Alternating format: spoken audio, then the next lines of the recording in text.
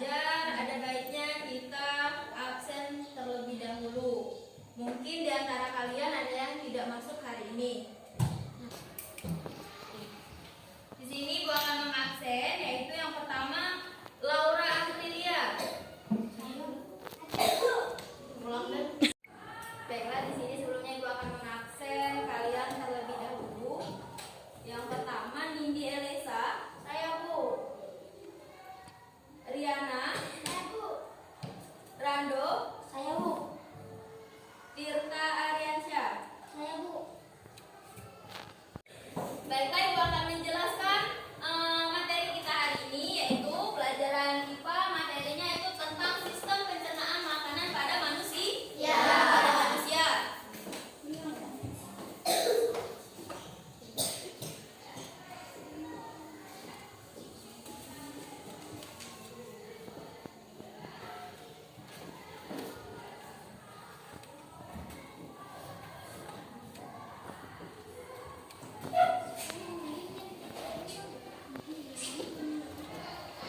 Sistem pencernaan makanan pada manusia. Di sini Ibu bertanya, ada yang tahu apa itu sistem pencernaan makanan pada manusia? Saya Bu. Ya, silakan Rando.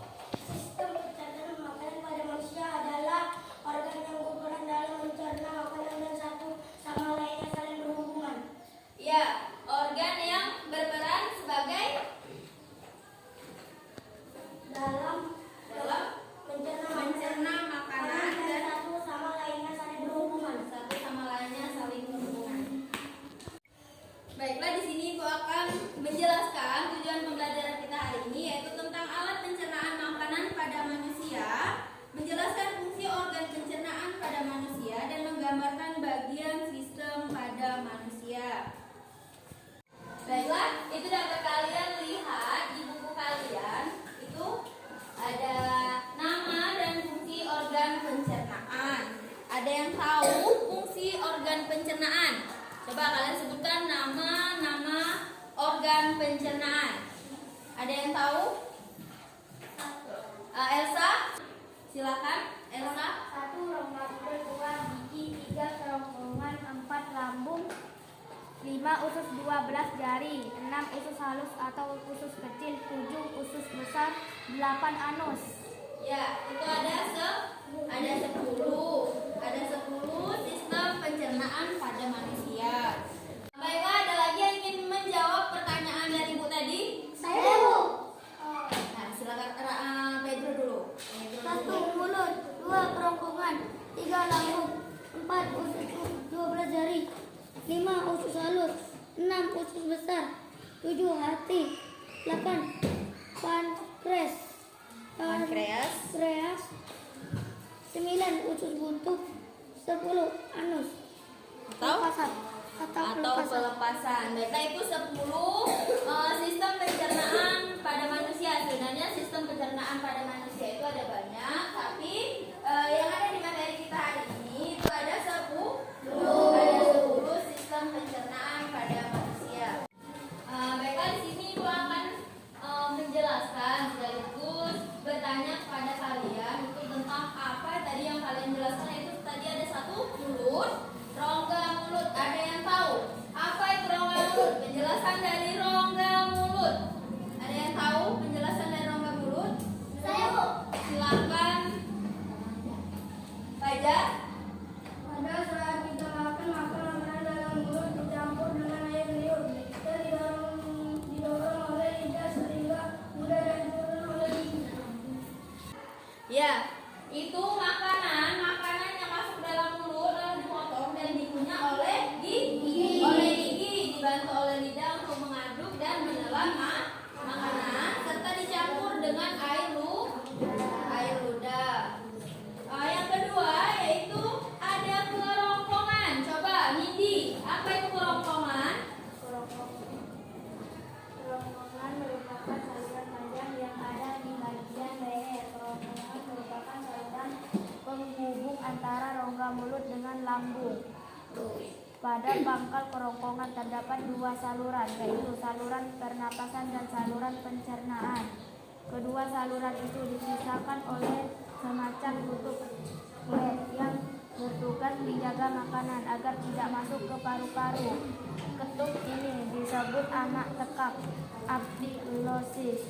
Di dalam kerongkongan, makanan didorong ke arah lambung dengan gerak peristaltik. Gerakan ini berbentuk pijatan dan dorongan ke arah bawah tubuh, yaitu ke lambung. Tanpa gerakan refleksi ini, makanan tidak akan masuk ke lambung. Ya, baiklah, itu penjelasan dari Nini itu tentang kerongkongan. Di sini lagi Ibu akan bertanya. Yang ketiga yaitu lambung. Coba bisa. Apa itu lambung? Lambung terletak di rongga perut sebelah kiri. Lambung atau kantong nasi berfungsi untuk mencerna makanan dengan bantuan enzim. Enzim adalah getah lambung. Setelah dicerna makanan diambil zat-zat gizi yang berguna saja. Sisa pencernaan makanan disebut zat ampas. Dari lambung makanan yang sudah dicerna masuk ke usus 12 jari. Oke, baiklah, itu penjelasan dari ketiga itu tentang lambung. Selesai makanan kita masuk ke dalam mulut, lalu ke tenggorokan. Sudah dari tenggorokan langsung masuk ke lambung. Lalu ada lagi itu usus 12 jari. Ada yang bisa menjawab dan menjelaskan apa itu usus 12 jari beserta fungsinya? Coba, Pipi. Di dalam usus 12 jari bermuara dua saluran yang berasal dari kelenjar pankreas dan kantong empedu. Kantong empedu menempel pada hati hepar. Kelenjar pankreas terletak dekat usus 12 jari. Kelenjar pankreas menghasilkan enzim amilase, tripsin dan lipase. Sementara itu hati menghasilkan empedu yang disimpan dalam kantong empedu. Usus 12 jari bertugas mencerna makanan dengan bantuan getah pankreas dan empedu. Baiklah, itu tadi penjelasan dari Pipi tentang usus 12 jari. 12 jari. Selanjutnya itu ada usus halus. Siapa yang mau jawab usus halus? Dona, silakan Dona.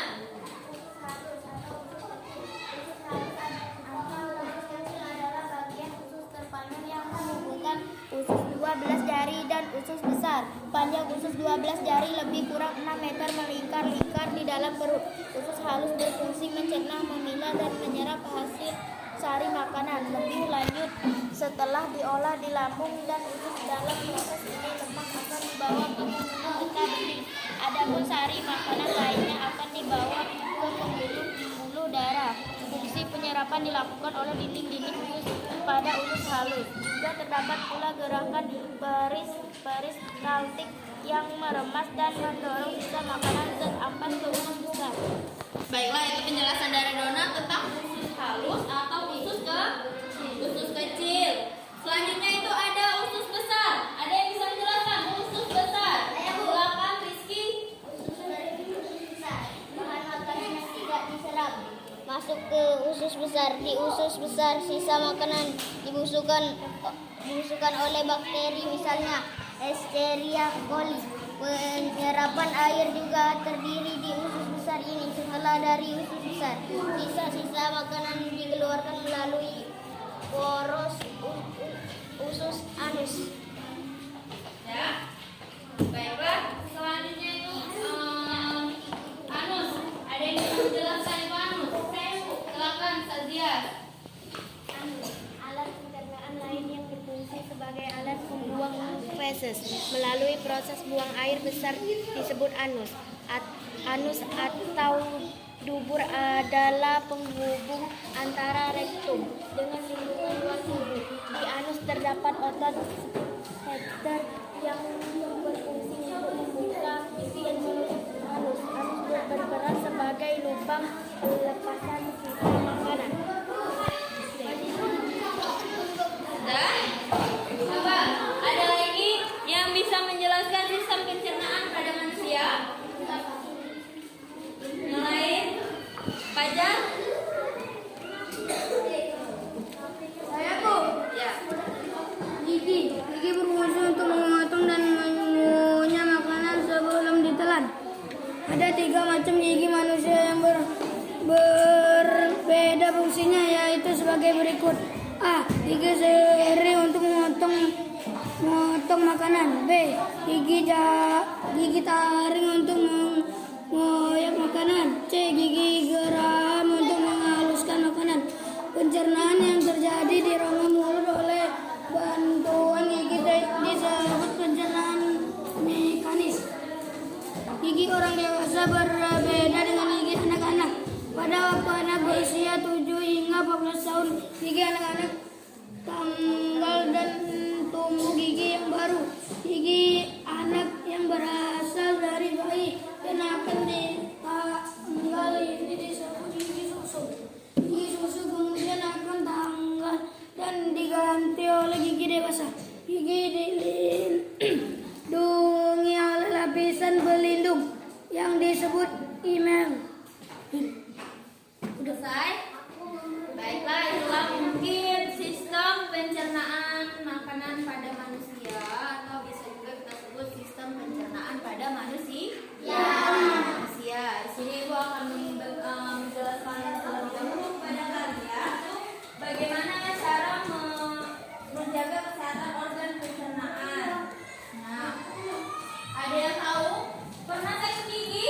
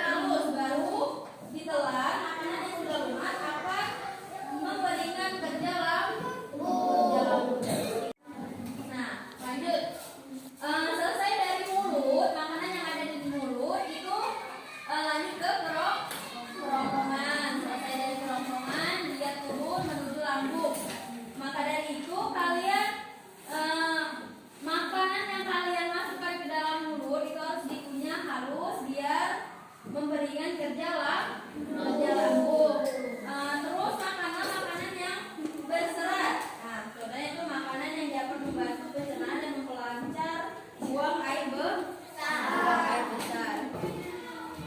Baiklah, selesai sudah materi kita pada hari ini. Ibu akan memberikan pertanyaan pada kalian itu berupa tugas kelompok, yang mana tugas kelompoknya yaitu tentang sistem pencernaan pada manusia. Di situ ada 5 soal.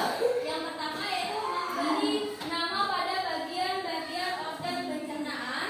Yang kedua itu tentang lidah, 3 fungsi dari gigi, 4 susunan sistem pencernaan makanan pada manusia, 5 sisa-sisa makanan dikeluarkan melalui proses seperti apa. Nah, di sini Ibu akan menjelaskan nama-nama kelompoknya. Itu yang di pojok kelompok 1, itu kelompok 2, kelompok 3, kelompok 4, dan ini kelompok 5. Silakan kalian kerjakan itu. Selesai itu dikumpul di meja di depan. Oke? Selamat bekerja. Tip.